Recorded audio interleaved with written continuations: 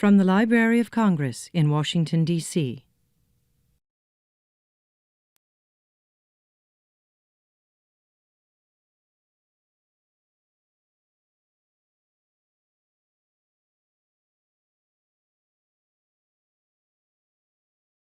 I'm Gail Shirazi of the Israel Judaica section here at the library. Welcome to today's program, Girl, a book talk by Alona Frankel. Before we start, a few announcements. Number one, please turn off your cell phones. And number two, this event is going to be webcast, so if you do not wish to appear in the webcast, please exit during the question and answer period. The event today is co-sponsored by the Young Readers Center, the European Division, the Hebrew Language Table, in cooperation with the Embassy of Israel and the Rabin Chair Forum of GW University. I would like to thank all the participating organizations. A special thanks to the Young Readers Center, to Audrey Fisher and the Public Affairs Office, Nahir Gerstein and Galina Tevorovsky, the IJ section, and a very special thanks to Delphine Gamberg and the Embassy of Israel, Ari Frankel, and our very special presenter, Alona Frankel. Alona is an award-winning Israeli author and illustrator. She's best known for her classic work, Once Upon a Potty, which has been translated into many, many languages, including Spanish, Japanese, amongst others.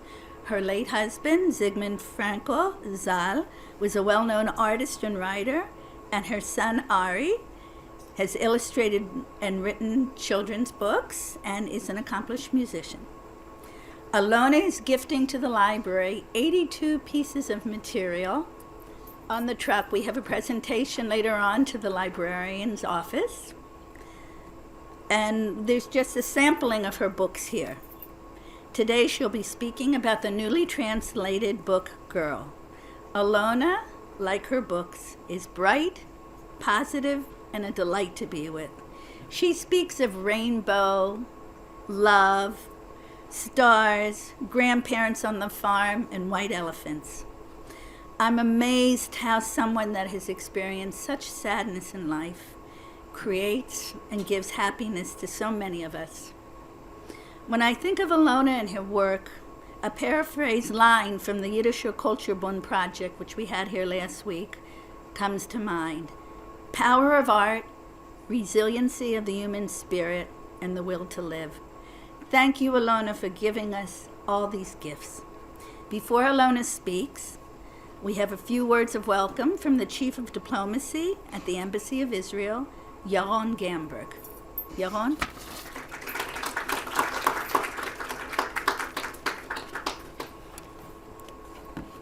Thank you, Gail. I'm not exactly Chief of Diplomacy. I wish I were, but my position is a Minister of Public Diplomacy at the Embassy of Israel. I took on this position a few months ago, and it's a pleasure. It's a pleasure, an honor to be with you, all of you, this morning, this afternoon. Dear Alona Frankel, colleagues from the Library of Congress, dear Gail, once again. Today, Alona will be speaking with us about her book, newly translated book into English, Girl, her own experiences as a young girl during the Holocaust. Last week on November 9, we remembered one of the more tragic days of the modern history, the Kristallnacht on November 9. This event was actually a precursor of the Holocaust, when dozens of Jews were killed, synagogues and Jewish-owned stores and institutions were burned. There was a special commemoration event at the Washington Hebrew Congregation, together with also the Chinese embassy. I must tell you that as a grandson of a Holocaust survivor myself, and also as the grandson of the officer in the Red Army who fought the Nazis, this period of history has a special personal meaning for me, and this book of Alona provides us with a very important insight into the children's mind and soul in the period of our history when hatred and bigotry became dominant motives of too many governments and political leaders in Europe and elsewhere. It's a must read for all of us, for all those who have, as adults, responsibility for our lives, for our own reality, for our children, but what we say and what we do. This book of Alona is written for adults, but let us not forget that most of the books Alona wrote in the past, more than 40 years, were for children. So did you know about the family of tiny white elephants? Sefer Pilpilim in Hebrew. In Hebrew it sounds better. Yes or no? Let me give you a trailer. In the jungle, there lives a family of little white elephants. Pilpilim in Hebrew. Papa Pilpil, Mama Pilpila, and baby Pilpilon. And one day this happy family is joined by a tiny baby girl elephant, a Pilpilonet. And I will not give a spoiler for those of you who still haven't read this book, but I will tell you that this is my favorite book of Alona. Oh, really? Wow. I have it with me. Yes, I will get your signature later on this book. So this book, when I read this book to my oldest son, after his baby brother was born, and well, he was happy in general, but you know, he was not too much eager to share his toys with his brother, you know. And the Alona's book was the best guide for me, my wife, in educating our children to love each other. So for me today, there is a special opportunity to meet in person with Alona and thank her in person for this wonderful world that she created for us, for our kids. This world where we can educate each other, where we can understand each other, and this world where we can learn how we can and should love each other. Later afternoon, as Gail said, Alona's work and legacy will be honored by the Library of Congress. It's a wonderful gift to her as a writer, but it's also a gift to the Israeli literature in general, to the modern Hebrew language literature. This language that was revived only 100 years ago when nobody believed this revival will succeed except for a small bunch of people like Eliezer Ben Yehuda, Chaim Bialik, and a few others. So Alona's books, like books of other modern Israeli writers, are a vivid illustration of this revival. Modern Hebrew combines the depths of the ancient language and at the same time allows us to communicate the most sophisticated concepts of contemporary civilization. So this triumph of modern Hebrew is one of the sources of these incredible achievements of Israeli culture in general, be it in literature, theater, or cinema.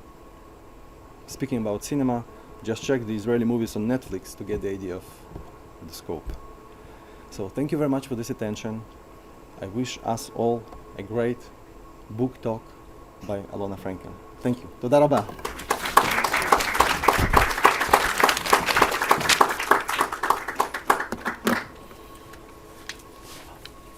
Hi, so I am Alona, and I am really very proud to be invited here and talk to you.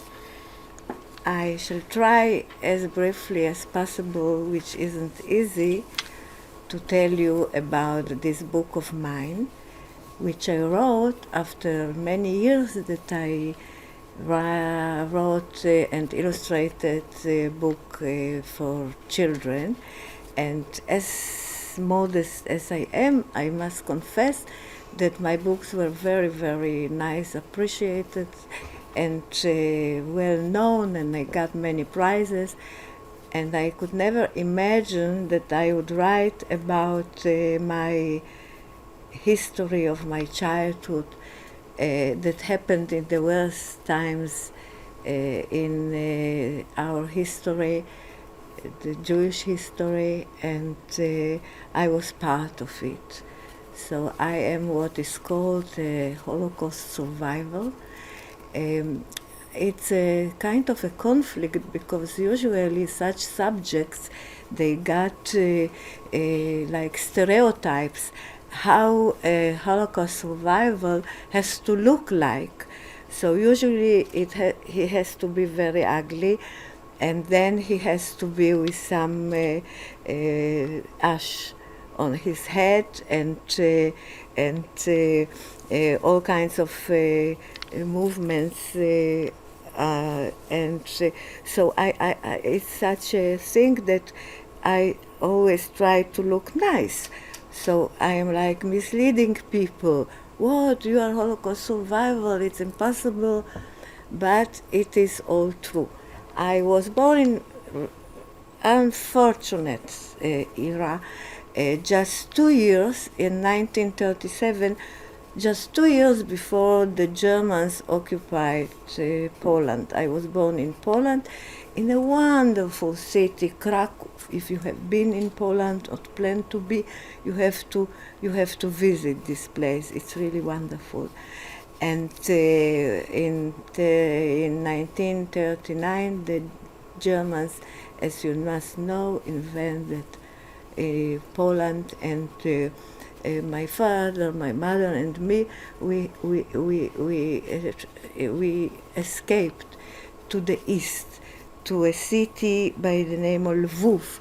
The city now is in Ukraine, and escaped from the Germans. Of course, no one then knew what is going to happen.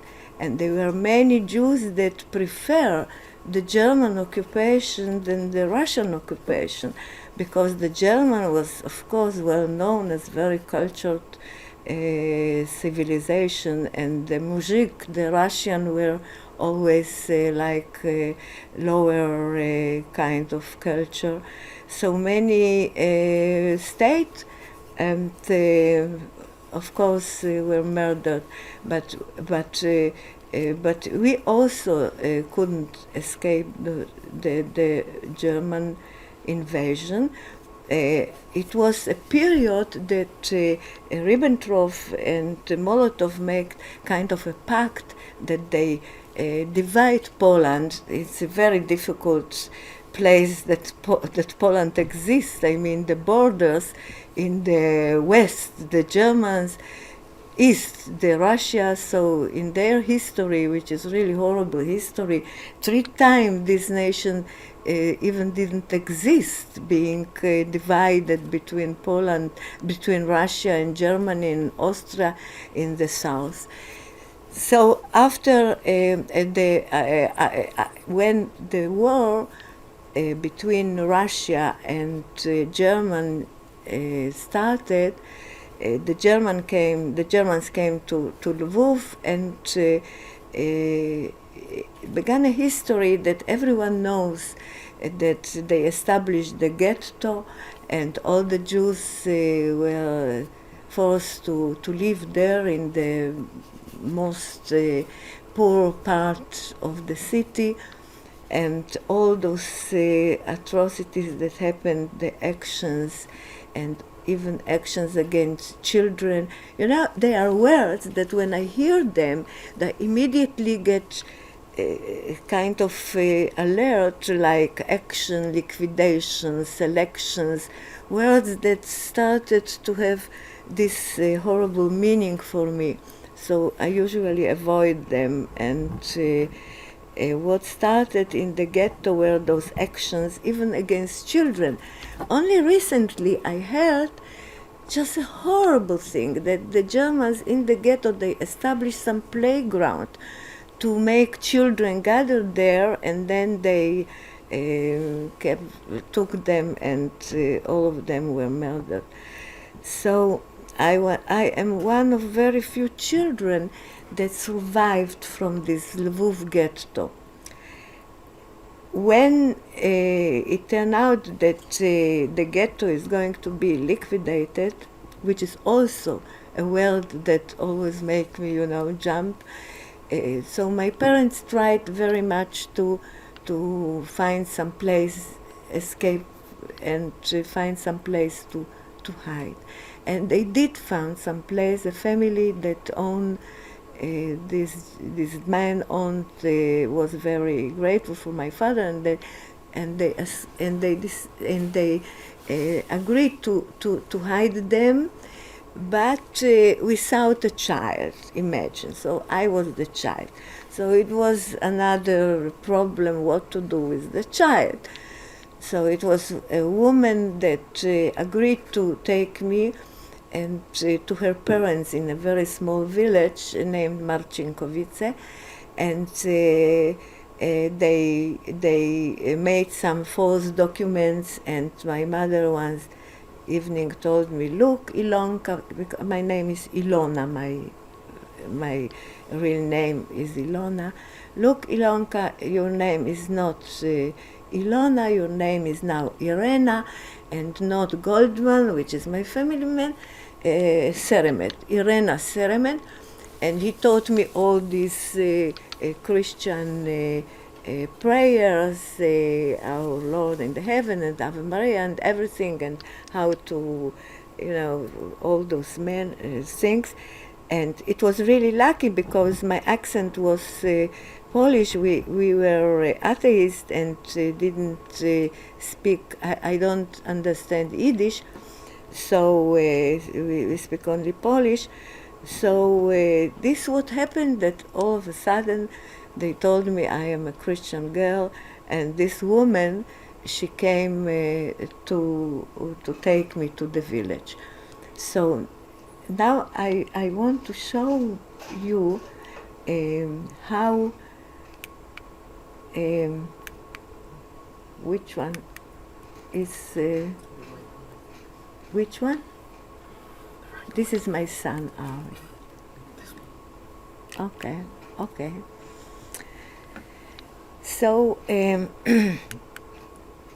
my mother was born in a little town named Oświęcim, which became during the war Auschwitz. And here you see them like a nice old Jew, and this my grandmother, her name was Rebecca, and she was known for her beauty.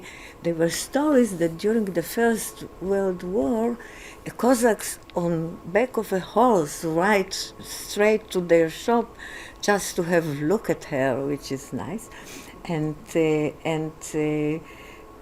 after the war, no one knew where death found them, and they were not anymore. And this is me. As I told you, I was born in Krakow, and my mother she told me that I was so ugly that when she walked with me to the park when the nurse didn't come, so used to put me near one bench and sit in the second one, just not make connection. I don't think I am so ugly here. I am a nice girl. So and this is also me. Nice. So after my parents hid in this place with this Polish family, and I was in the village, the ghetto was liquidated. And also a word that has this meaning that I cannot repeat. And I was in the village, and it's till now I just can't imagine how it happened that a small girl is taken from her parents, her name changed, and she so quickly learned all those prayers, which are very nice, and took to a remote village with two extremely old people. They were like 45, something like this. So imagine, I was born 1937, so half a year I will be 80. I must tell you, it's completely new thing in my life. I cannot understand it. When it became that it was just whole life. What did I do? It's like this amount of life, and it's so it's so little left. I am really sorry, because it's such a waste of time to die. Life is so interesting. So, well, that's it. In the ghetto here, I will show you some things and some documents that my mother kept and under the mattress, and of course after she died, I have them, and some of them are. This is one of the documents from the ghetto. If you see, my father already looks horrible, and this is some. In our ghetto, even to say our ghetto, it's horrible. So it wasn't the star of the yellow star of David. It was kind of a ribbon on your shoulder that you are Jewish, and those are some permissions that you can you work. So one of them, it's false. My father was very good at making false documents, but I do not really know which one. And here is this woman that agreed to hide me with her parents. Her name was Hania Seremet, and she had a terrible name, because she was kind of making deals all the time. You know, when such a situation as a horrible war take place, so there are many elements, people, that suddenly they become cooperating with the conqueror and making all kind of deals between the Gestapo and the Jews and the Poles. So she had this name that she was really terrible, because she promised some families to hide them, and it was known that she took them and then she took all their money and abandoned them, of course to certain death. But still she didn't do it with me. So if you see here, I am my parents paid her to take me. And if you see this photograph, this dress, my mother did it, and this ribbon, after after we have been his photograph, so it was taken from me. And this, they asked her to photograph me, because they really didn't believe that I am still alive. And in this hiding, to convince my parents that I am still alive, so they asked her to give me some piece of paper for me to draw, because they didn't really. And then after she bring the drawing, they gave her the money, and here you see really the kind of drawings I was doing. Here it's like me and piece of a cow and a dog, and this is a train. So I don't know if someone will come now and show me those drawings and ask me, what do you predict for this child to be, maybe illustrator or something? No, they are not such a talented drawings. So, but still, it is really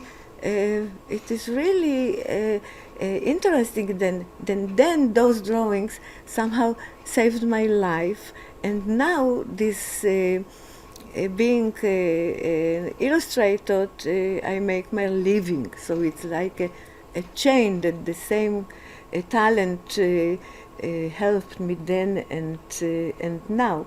And here is also a drawing. If you look, you see this is supposed to be cat in boots and a piece of horse, and those farmers with those I don't know how you call it in English, those, that you cut the grass and the wheat. Yeah. So those are the drawings my parents got and then gave her some money. After the money, it was no more.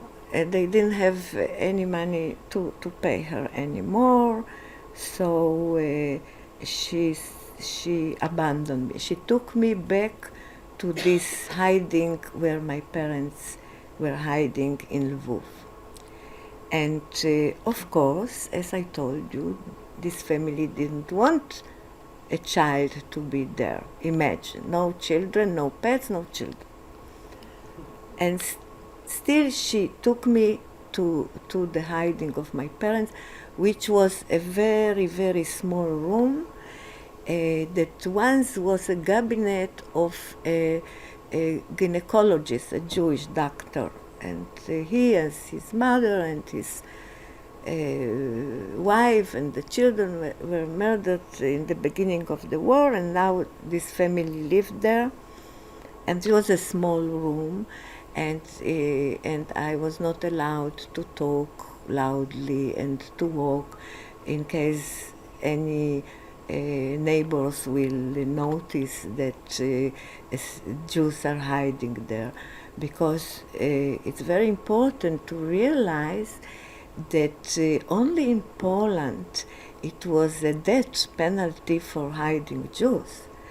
So, and only Poland, I am kind of taking care of their reputation somehow, because I love Polish so much and I love the language. So the Poland, they didn't cooperate with the Germans like every other occupied country, Belgium and France and Hungary and Romania and every other country. The Poles always were opposed, and many millions of Poles also were murdered during this war. And it doesn't mean that there were also many anti-Semites that gave away the Jews and sometimes for money and sometimes because they didn't like us so much, which is really strange. Anti-Semites, I think it's kind of the disease, like necrophilia or something. It's so disgusting. I really cannot understand. Well, but this is another subject. So in this hiding, where I was not allowed to talk, and I think also food was very not. It's difficult to talk about it, but it developed such a almost surrealistic situation that I was hiding from those people that hide my parents, and all of us were hiding from the Third Reich. And when the steps of this lady was approaching like this, so I had to run to the corner of this little place and hide under the rocks there that we slept there, and being quiet like mice. By the way, I had my pets there were two little mice. One of them her name was Misha, and the other one Tisha, and I tamed them. They came, and I made for them little scraps of bread that were left, food, and when the front was near and they were bombarding the city, so of course everyone in the city went to shelter, and the mice always also ran away, but we couldn't, because when the neighbors will see us Jews, so we stayed in this little place during the bombardment. And in this little place, every piece of paper, which was very, very rare, so I draw, and it's really unbelievable. I really don't understand it. how a girl being there can make such drawings like little fairies and a dwarf and this idyllic in birds, close in little room, no food, no walking, no speaking, and but it's this is how it was, and then I did the drawings, and this one, if you see, so everyone here is smoking because they were, of course, no food, no cigarettes, and I don't know which was most more important for my parents. And if you see, everyone here is smoking. The dwarf is smoking, and the boy is smoking, and the chimney is smoking, which is a very good sign, because if it's smoke out of a stove, a chimney, it means maybe something is cooking there.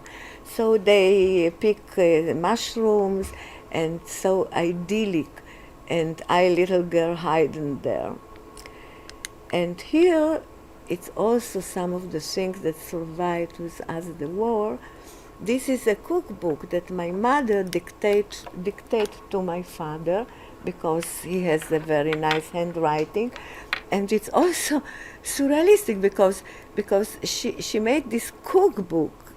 Imagine those times that no meal is repeating itself during the whole year, like the first and second and the dessert. And every place that was left, so I was making those drawings.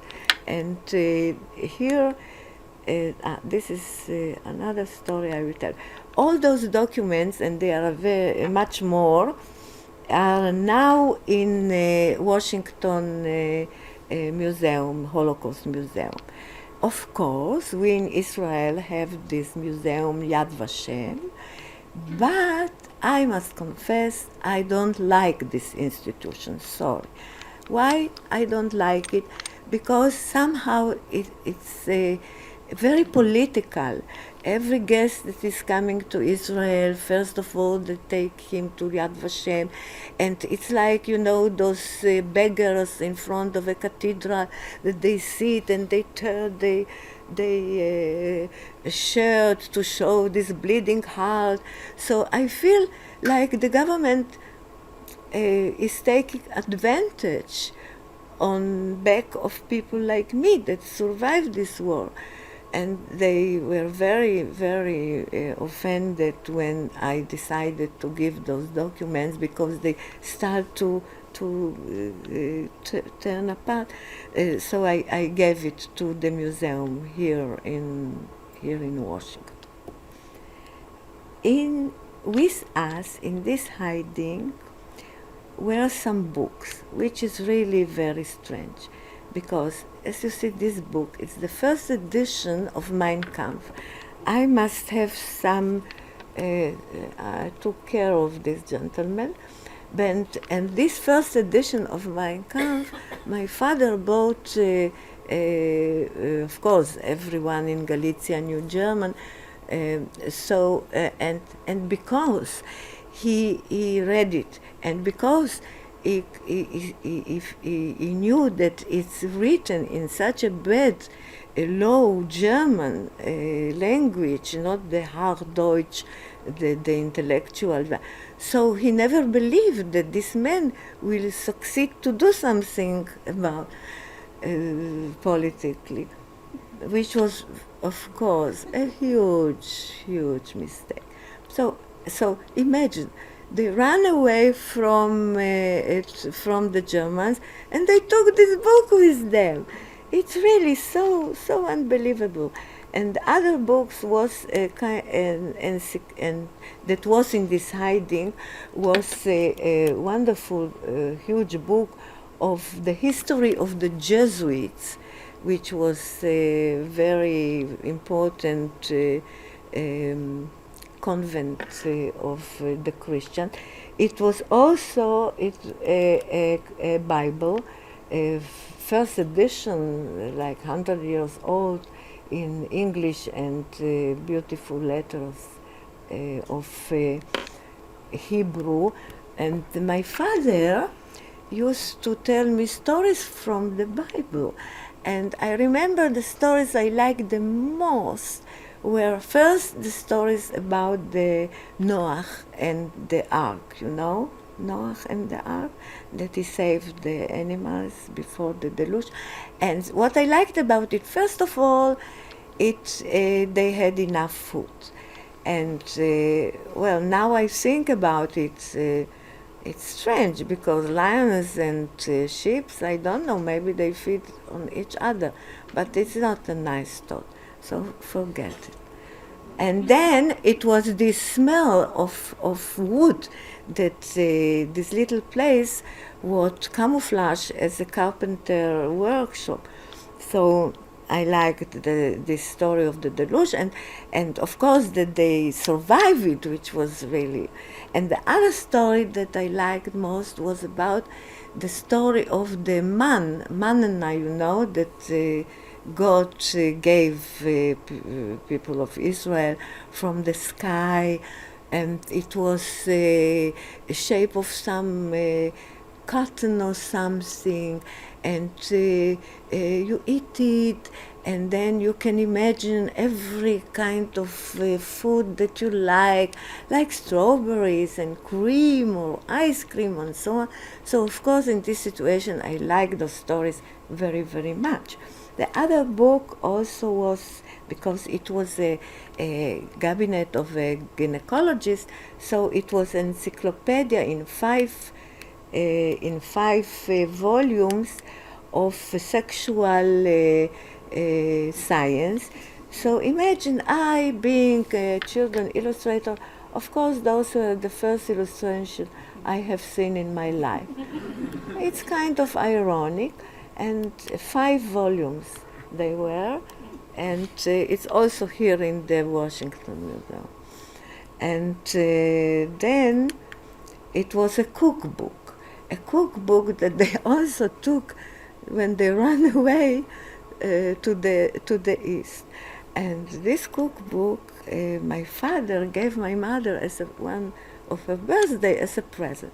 I must tell you, she never forgave my father, because instead of some French perfume or some negligee, pink, or maybe sexy black, I don't know if then it was sex at all, and black, and so she never forgave him. So if you imagine, those books were about the most important things of life, because, well, cookbook, food, yes, religion, you have these Jesuits and the Bible, and of course politics was the Mein Kampf, yes, and also what was there, another book, just, of course, so the most important things in life. And then after the war, my mother kept those books. And here I want to show you some of the photographs of members of my family that didn't survive the war, and no one knew what happened to them, but they were not anymore. And I decided, because of those photographs, I decided to write this book, Girl, because till then I was writing and illustrating, and as modest as I am, I must confess that I was very successful. I get a lot of prizes, and usually those prizes were some kind of a paper, written calligraphy, very nice, that Alona Frankel get the first one. And this was the prize. And my mother used to keep it under her mattress. Then I kept it under the mattress. And then when my mother died, I took care of her many years, and she died. She was 90 and a half. Well, it's only when I think about it, if I am 80, so another 10 and a half years, it's very near. I really can't accept it. Really, it's not. Well, she finds some moment, and she died, and I had to arrange her apartment after she died, and whoever had to do it in his life, I must tell you, this is one of the worst things that can happen to a person. You come to the place of your childhood, and you find there yourself. And I found all kinds of presents I gave my mother, and she even didn't open them. She said, "Oh, Alonka, you waste your money, and when you come to a shop, the merchandise is like clapping his hands and saying, 'Oh, this is such an easy prey,' and you pay 10 times more," which is right. I cannot argue, or I go away, but I didn't argue about the price. And then, among other things, I found a shoebox, you know. Usually, it's very suitable to have to have the photograph. And I looked through those photographs, and they were not survived the war with us. They were in my aunt there in Israel, and my aunt that she was the only person that survived because she came to Israel in the 30s. And she had those photographs of the members of the family. And I look at those pictures, and I felt so guilty because I really didn't want to hear about those histories that my mother used to tell, because I always felt so guilty about it.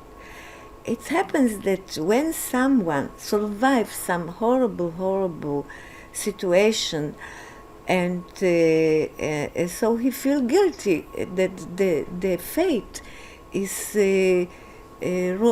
rolling his life. But why me? Why I am one of so few children that survive the ghetto in Lviv, and why this woman didn't just abandon me somewhere no one will ever know. So I didn't like to talk, to hear it, and I didn't. But still, I realized that I am the last person in the world that can that know some of the names of those people, and then I felt like maybe I have to somehow to tell the story, because it was never a secret that I was during the war in Poland. In Israel, to be a new immigrant from Poland is not such a big honor, especially to be a Polish mother or a Polish woman. It is not a big honor. That they really, I don't know why, because I am such a nice person, so I don't know why. And then I decided when I grew up, and then I was in the army, of course. I was very important. I was in the Air Force intelligence. I must tell you, I was a surgeon. I must confess that I still know some secrets that I will never, ever tell you. And after I was married very young, and then I had Ari, and immediately the thing that changed your life for the rest of it is when you become a parent. So, and I started to work, of course, and I just didn't have time to deal with this past. I didn't want to. I ran away from it. And the other thing was that I didn't want my children to be the second generation of Holocaust survivor. I wanted them just to adore me because I am a really an excellent mother, an angel, the best mother in the world, and not because they pity me that I had such a horrible childhood. My other son, Ari, is a composer, a musician. My other son, Michael, is in Israel, so he's a psychologist. And once I asked him, Michael, isn't it true that I was the perfect mother? If he's a psychologist, it also says something about his mother, yeah? So he was thinking he's such a serious, wonderful person. And he said, no, I was so offended. What do you mean? I am an angel. And then he said, but I wouldn't change you in the world. So we are now okay. And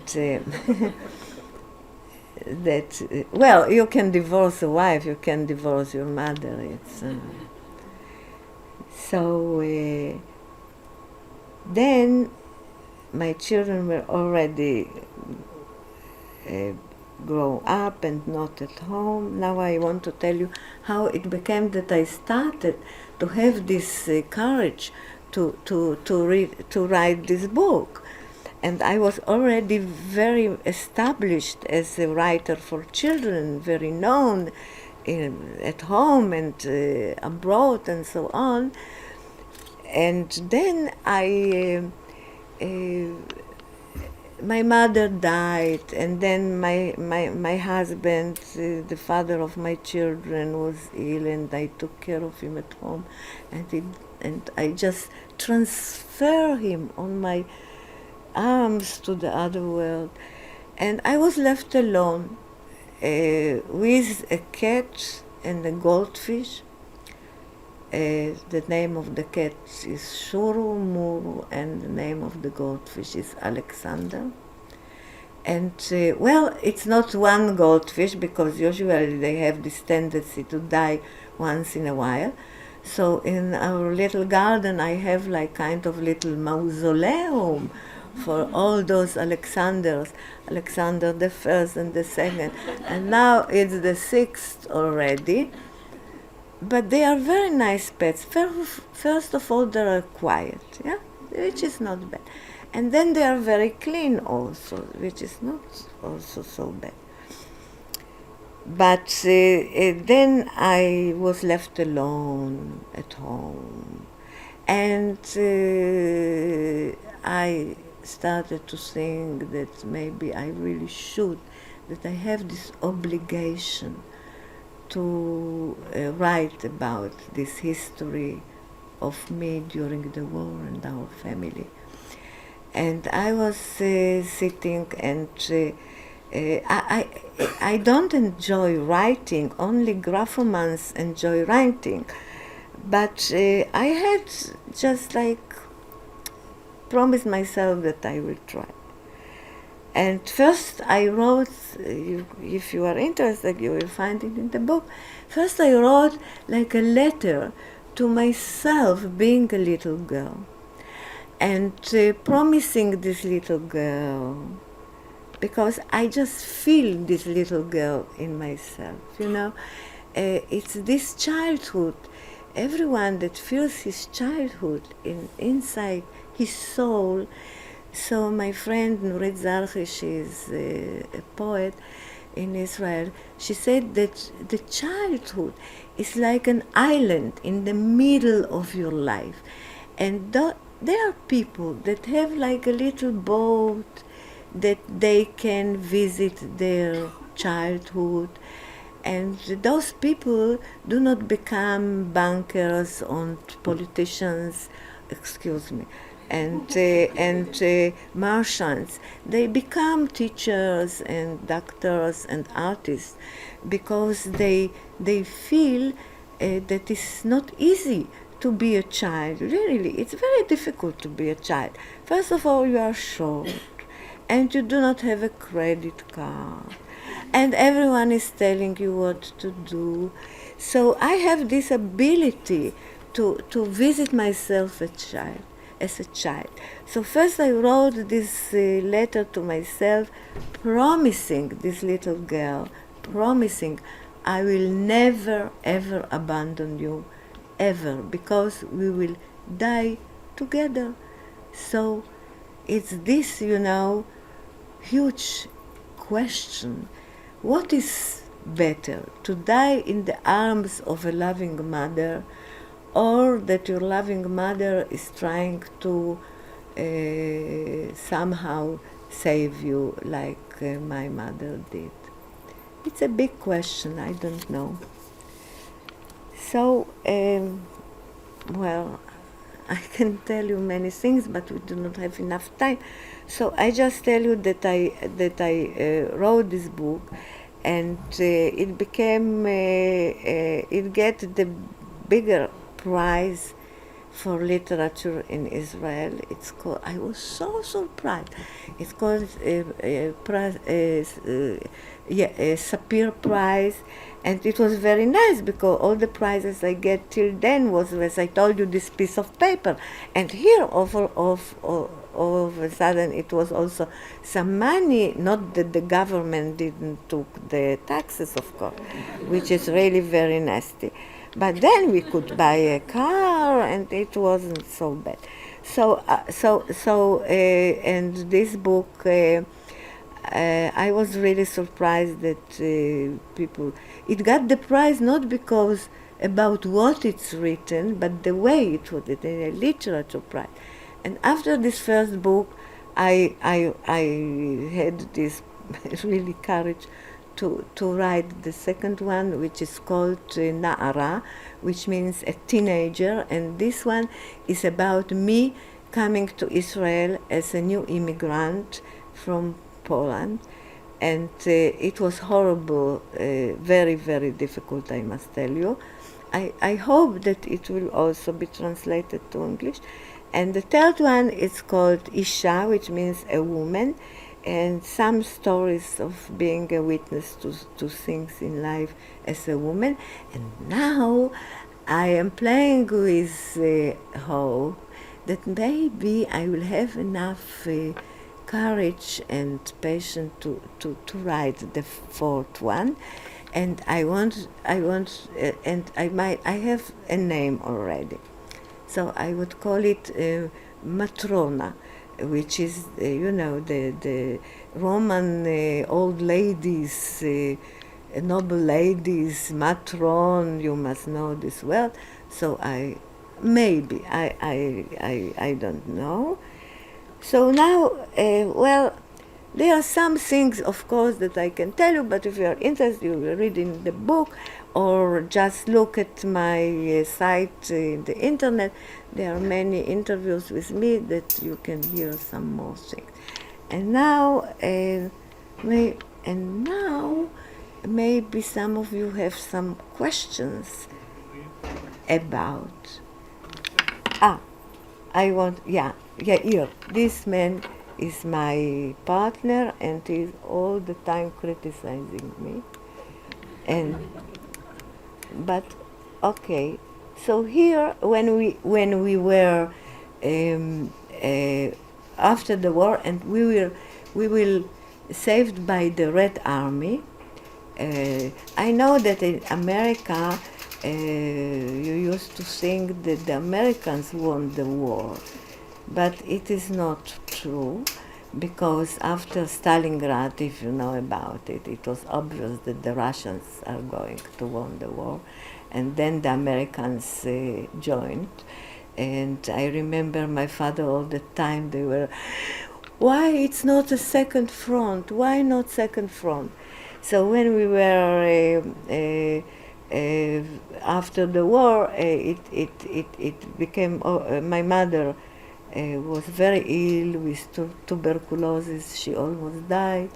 And my father broke an arm because we couldn't walk.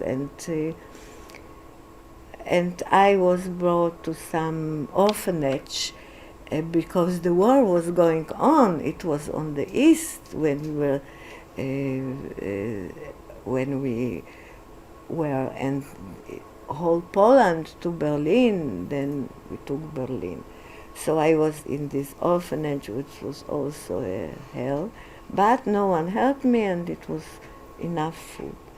So somehow my mother succeed not to die, because it was a mortal illness. If you know about, no antibiotics, and it's terrible. And then we went back to this my birth town, Krakow, a beautiful Krakow, which is this ridiculous hat my mother is wearing, and me with these two pompons, which became horrible for me because people from America after the war, they felt very guilty about all of us survivors, so few of all the tens of thousands of people that were murdered. And they sent some packages from America. And you are America, so all kind of stupid clothes and so on. In one of the packages, it was this stupid hat that when I wear it, it always go up with these two stupid pompons. And to hold it on my head, I used to do like this, and this move stayed with me, with the head, without the head. Some kind of a tick, but it stopped till now. So, but we had to leave Poland because of some threats, anti-Semitic, and the only place we could go was Israel. My father didn't like the politics of Israel and Ben Gurion and so on. He was a communist. He was like many good people. He believed that this is an idea that will save the world and also the Jews.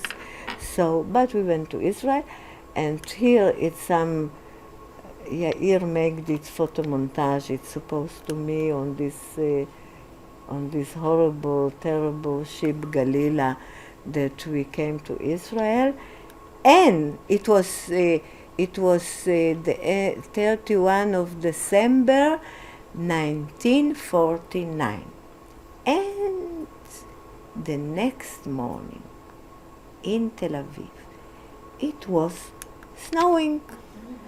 Never before and never after. People went crazy. And I was thinking, oh wow, what they make such a fuss, a little snow. And another part became like being somehow to learn Hebrew, and it was very hard for new immigrants in Israel. Till now, to be a new immigrant in Israel is horrible, difficult. So this is the second book I write about, so we have to part, but maybe you have some questions that I would. Gail, maybe they have some questions, or Thank you. What we do? We have time for 2 short questions. Yes, Chaim? When your book was being translated as a girl, did you have a hand in the translation? The question is, did you have a hand in the translation when Girl was being translated?